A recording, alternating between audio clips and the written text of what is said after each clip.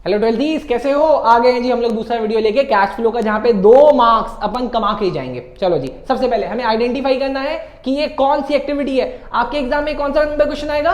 10। Question number 10। बहुत बढ़िया बेटा, इसका मतलब पढ़ रहे हो। चलो जी, देखिए सबसे पहले कैश सेल ऑफ गुड, कौन सी एक्टिविटी? ऑपरेटिंग। बहुत बढ़िया, लो जी लिख दिया ऑपरेटिंग। हाँ जी, cash purchase of good? Operating. बहुत बढ़िया, operating. Cash received from debtor? Operating. क्या बात है, सब आता है क्या? Cash paid to creditor? Operating. क्या बात है, सभी आता है आपको? सब किससे पढ़े थे? चलो जी अगला, इनकम टैक्स पेड? ऑपरेटिंग। बहुत बढ़िया। Income tax refund? ऑपरेटिंग। ये भी है।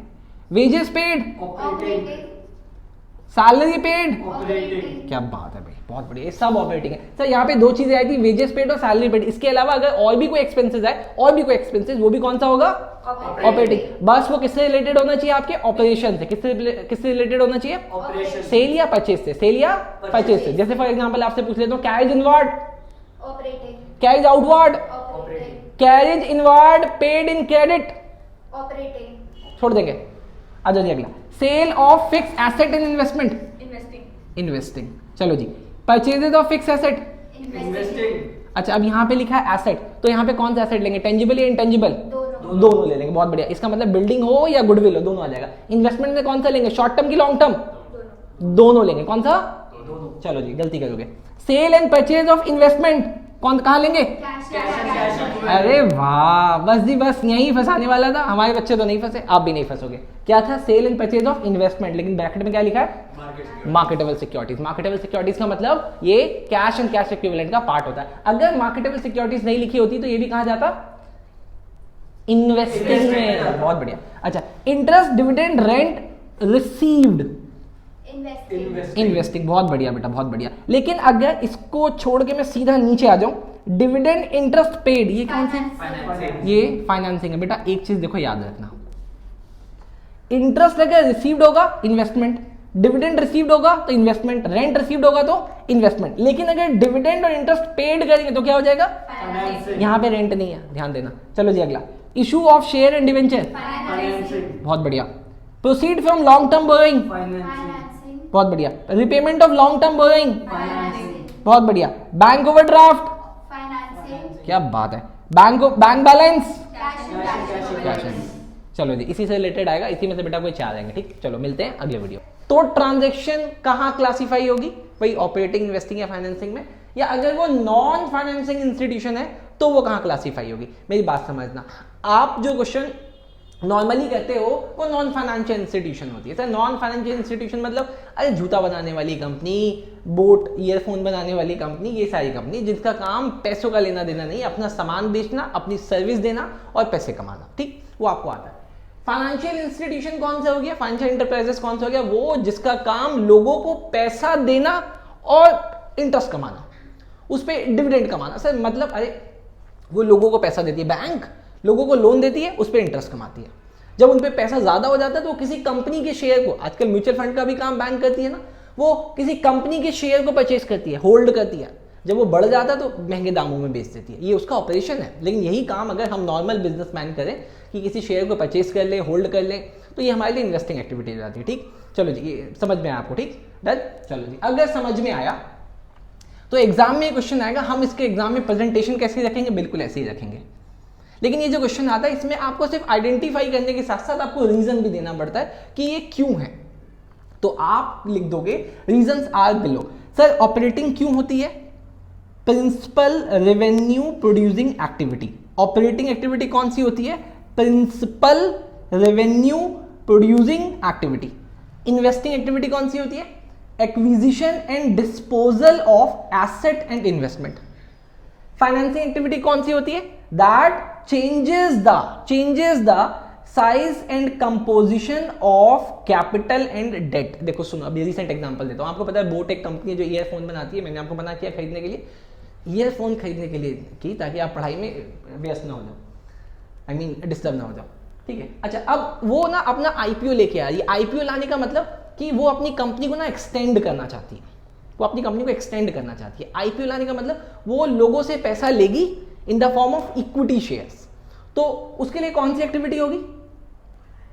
फाइनेंसिंग होगी। बहुत बढ़िया, कौन सी एक्टिविटी होगी? फाइनेंसिंग। लेकिन अगर एक बैंक आगे लोन देने के लिए आरबीआई से किसी और से लोन लेती है, तो उसके लिए कौन सी एक्टिविटी हो गई? ऑपरेटिंग। उसके लिए ये नॉर्मल एक्टिविटी है, ठीक। ऐसे ही जवाब देना है सोच के, लेकिन दोनों क्वेश्चन साथ में करोगे तो गलती कर दोगे एग्जाम में। आप पहले करोगे नॉन फाइनेंसिंग वाला, इसमें गलती नहीं होगी। जैसे कि purchases of securities of a company, कौन सी एक्टिविटी? कौन सी एक्टिविटी? इन्वेस्टिंग। बहुत बढ़िया sir, investing. Brokerage paid on above, sir ये क्या होता है ब्रोकरेज? देखो, जब आप सिक्योरिटीज परचेज करते हो ना सिक्योरिटी मार्केट पे, तो आपको कुछ ब्रोकरेज पे करना होता है। याद करो 11th क्लास में जब आप मशीनरी परचेज करके लाते थे, मशीनरी के ऊपर पेड किया वेजेस भी कहाँ जुड़ता था? कहाँ जुड़ता था? मशीन में जुड़ता था। ठीक वैसे ही शेयर परचेज करते समय उसका ब्रोकरेज भी कहाँ जुड़ जाएगा? शेयर्स में। तो ये भी कौन सी एक्टिविटी हो जाएगी? इन्वेस्टिंग। बहुत बढ़िया, ये भी हो गई इन्वेस्टिंग एक्टिविटी। Done sir. अगला, अब इसी को सेल कर दो तो sale of security of a company. बहुत बढ़िया, अरे बोलो। अच्छा, डिविडेंड रिसीव्ड या इंटरेस्ट रिसीव्ड ऑन सिक्योरिटीज, ये सिक्योरिटीज होती है, इसी के ऊपर आपको इंटरेस्ट डिविडेंड मिला। इन्वेस्टिंग। बहुत बढ़िया, ध्यान से आप भी रिकॉल करो। Dividend paid on shareholder, sorry dividend paid to shareholder. अब देखो यहां गलती कर जाओगे सर, यहां पे क्या था? डिविडेंड रिसीव्ड, लेकिन ये तो आपकी इन्वेस्टिंग एक्टिविटी थी। लेकिन अगर आप अपने शेयर होल्डर को डिविडेंड दो तो ये कौन सी एक्टिविटी हो गई? फाइनेंसिंग। बहुत बढ़िया सर, ये फाइनेंसिंग हो गई। Sir interest paid on borrowing, आप नॉन फाइनेंशियल हो, बताओ जी कौन सी है? आप अपने डिवेंचर होल्डर को जिससे लोन लिया है उनको इंटरेस्ट पे कर रहे हो, कौन सी एक्टिविटी? बोलो। फाइनेंसिंग। अरे नालायकों बच्चे, इसको रिकॉल करना दोबारा से। हट। अगला, लोन्स एंड एडवांसेस मेड, ध्यान से वर्ड देखना, मेड है, मेड। इन्वेस्टिंग मतलब आपने अपना एक्स्ट्रा पैसा लोगों को दिया है। अच्छा, अब वो पैसा वापस आया, गलती नहीं कर देना, यहाँ पे लिखा receipt of loans and advances made, जो आपने दिया था उन्होंने वापस किया। इन्वेस्टिंग।